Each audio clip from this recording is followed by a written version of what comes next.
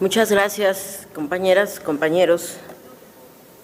Voy a tratar de transmitirles el mensaje en una precisamente de las lenguas que hoy elevamos a rango constitucional. Una parte nada más. Con su venia, diputada presidenta, Padiushi y Yatecuali. Cabendiushi, Rnecuali, que veintuiniti, cartisariu, que callesi.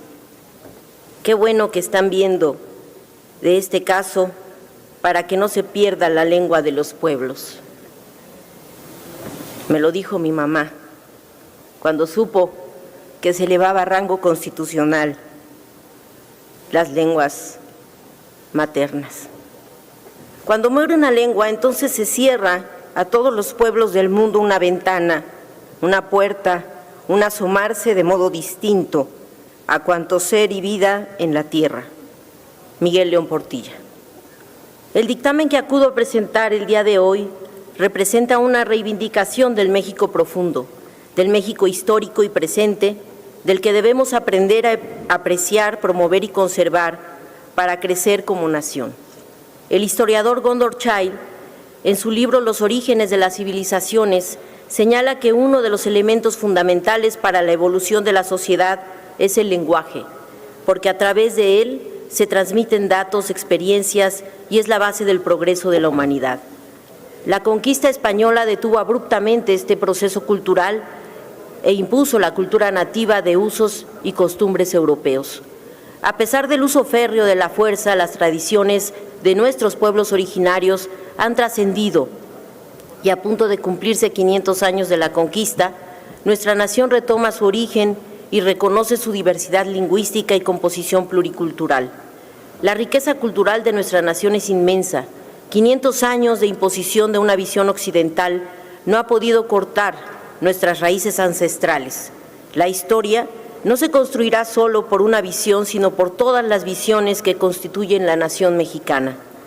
Hoy es un día en el que el Estado mexicano reivindica a todas las lenguas de los pueblos indígenas, que al igual que el español, conforman las lenguas nacionales sin subordinación, con igualdad de trato.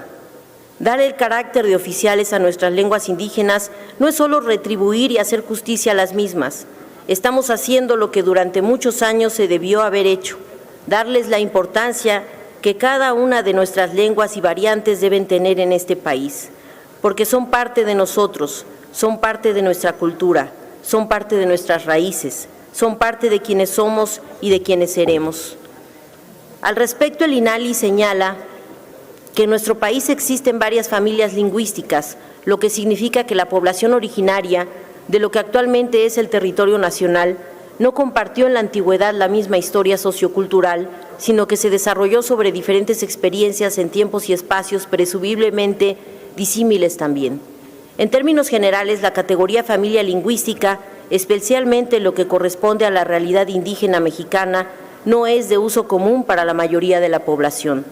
En nuestro país también existen varias agrupaciones lingüísticas, hecho que subsume el reconocimiento de una diversidad cultural y lingüística considerable y consecuente con la identificación de las distintas familias lingüísticas señaladas.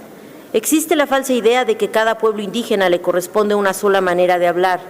En consecuencia, hablar de agrupación lingüística es útil para categorizar el habla de cada pueblo indígena. Así, por ejemplo, al hablar de agrupación lingüística totonaca, designa a un conjunto de variantes lingüísticas que, debido a su alto grado de diferencias estructurales y léxicas, convendrá tratar como lenguas distintas.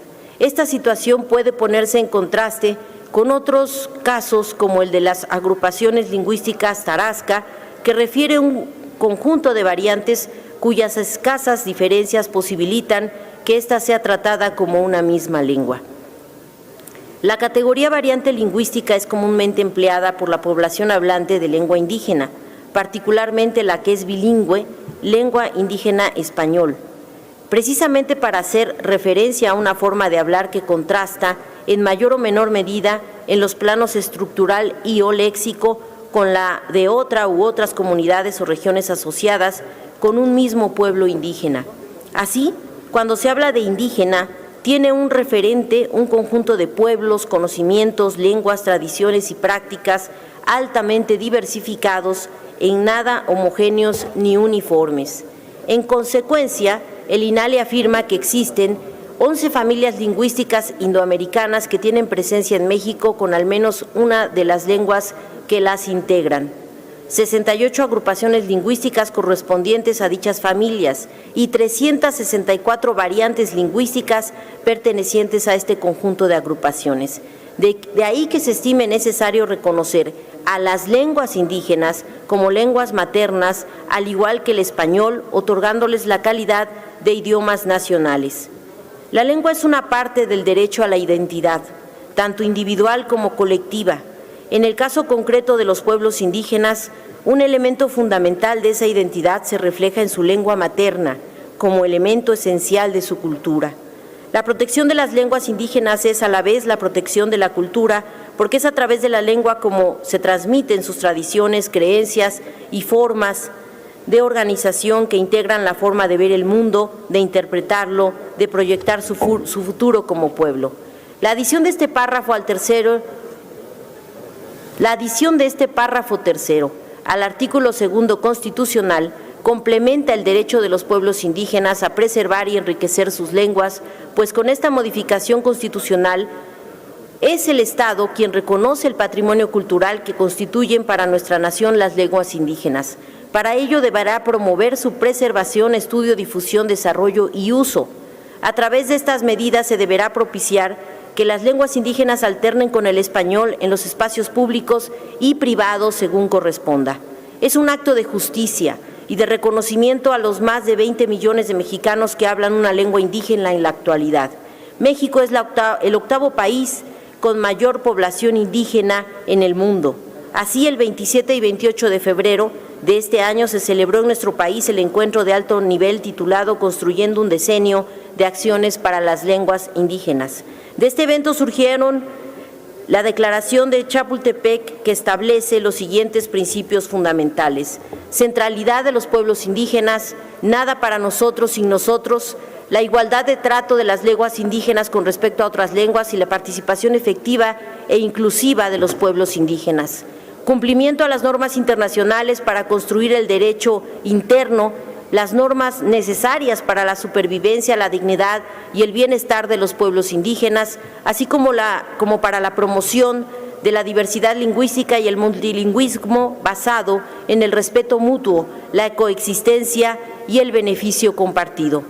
Acción conjunta, unidos en acción, la creación de sinergias entre los diferentes marcos internacionales y regionales sobre los derechos de los pueblos indígenas y el desarrollo sostenible, la reconciliación y la consolidación de la paz.